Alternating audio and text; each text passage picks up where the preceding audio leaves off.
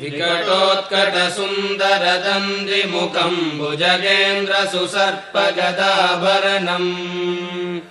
गजनीलगजेन्द्रगणाधिपतिम् प्रणतोऽस्मि विनायकहस्तिमुखम्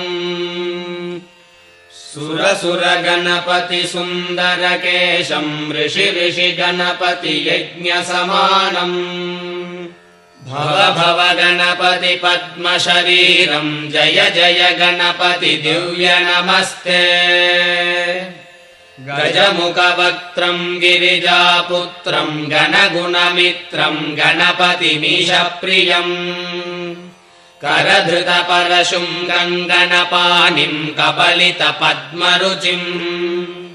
सुरपतिवन्द्यम् सुन्दरनृत्तम् सुरचितमणिमकुटम्